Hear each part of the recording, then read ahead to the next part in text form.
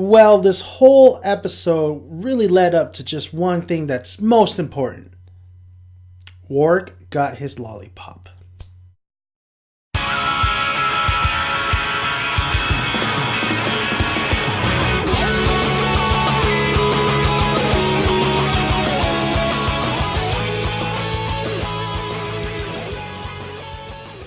What's going on, guys? We are talking a Gangsta, episode 6. Now, this episode was a lot of information, a lot of things going on, a lot of things that we're, finding out.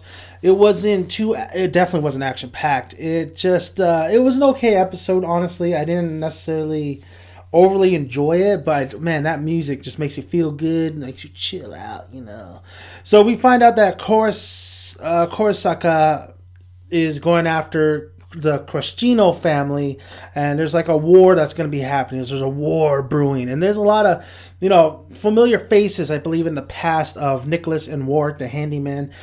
We do get a lot of flashbacks. We do get a lot of information. We do definitely get what was really crazy was Nicholas's mother, who was a hooker.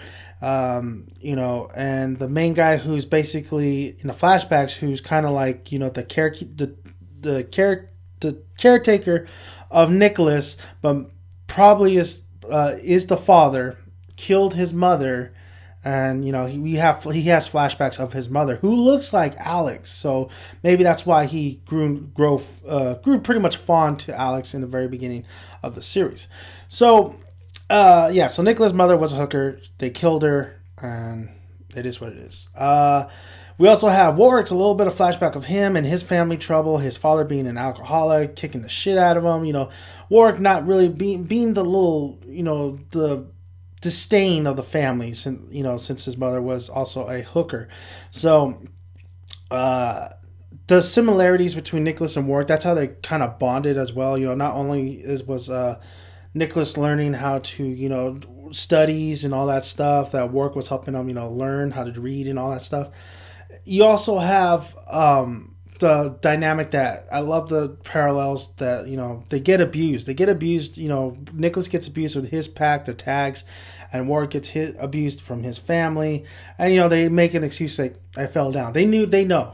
So they have a strong bond there, and it already starts. It's strange because Warwick's so, like, he's definitely not the adult Warwick. He's definitely I think he's more arrogant, honestly, as he's a kid. But it's great to see these two relationships really come together, and why they have such a strong bond in the present day. Also, we get Alex's situation. Allie, she's just like, we knew she's hallucinating. I pretty much knew that Dr. Theo was going to be there. He's trying to give her, some sedatives, because I guess Alex was taking drugs that makes her submissive from Barry, and she still sees Barry's hallucination. We have, Warwick going back to the little apartment and hearing, all the explanation from Dr. Theo. He finds Alex, with some money. She's working, she's doing her thing.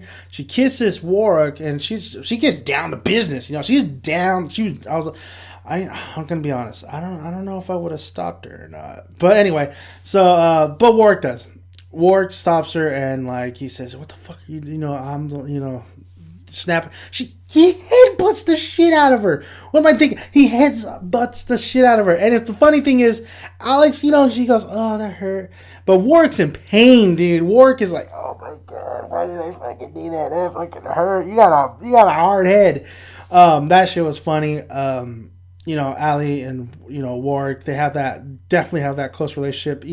I don't know if it's romantic though. Honestly, I don't know if it is romantic, but it's a great relationship because they both, Warwick doesn't understand what Allie's going for, and he's trying his best to help her out. So that's good. And then he's the one that killed Barry. We have that situation. We also have Nicholas. He's recovering. Nina, helped him out, and especially even the other little kid that is recovering that he battled. Man, Nicholas is a funny guy, dude. Especially when he is a kid. He has that innocence to him, but he's a killer. He's a straight out killer.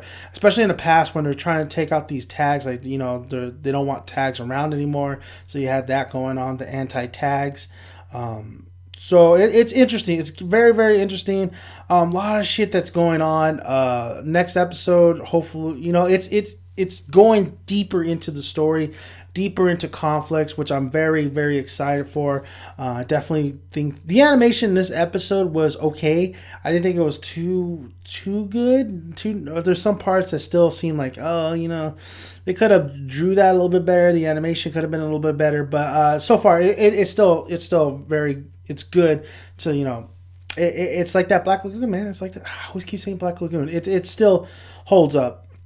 The story is getting a little crazy, but hopefully they kind of like you'll get more into it. Hopefully we understand more as we go. It's just the all-out war. It's like war between families, gangstas, capos, and then you have the handyman. You have Warwick and Nicholas, who are involved with what's his name, Monroe. Monroe, yeah, Monroe. Who's involved with the Monroe, and there's other capos, there's other families that are trying to take over territory, drug routes, even though they all have their systems.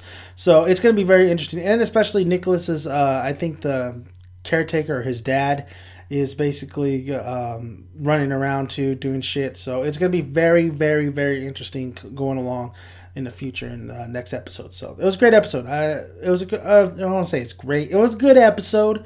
We got a lot of explanation, a lot of things that, I appreciate them, giving us a little by little of the past and the present, and a little bit about the handyman and why their relationship ticks and why it works. I mean, fuck, dude, Warwick, like, just looking, it was funny when Nicholas was just looking at him and kind of a little pouting a little bit, and Warwick's like, you want new clothes? Okay, I'll go get them for you, fucker.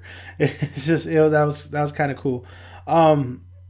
Oh man, it's gonna be interesting, man. It's gonna be interesting as a way to go. And I think what really brings this series to why we watch it too is because of the characters, is because of the handyman, is because of Alex, is because Dr. Thiel, all these characters that have been introduced, Monroe. They're interesting characters, and their relationships and their interactions are interesting, and we want to see what happens to these guys. I think on our minds is like, is the handyman going to live throughout the series? I mean, how are, Nicholas had that one line where like we're all trying to, survive, but that's bullshit. Or trying to, we're going to live, but it's not going to work. Especially in Nicholas' part where he's just going really insane and like, taking those pills and just really he just seems like he's ready to go out and like whenever, but it's going to be very interesting. So thank you guys for listening. Subscribe if you haven't already. Comment below if you haven't. I'm going to answer all your guys' questions. And if you like the video. So, thank you guys for listening. And Dan the Man, a.k.a. Daniel's Son, is out.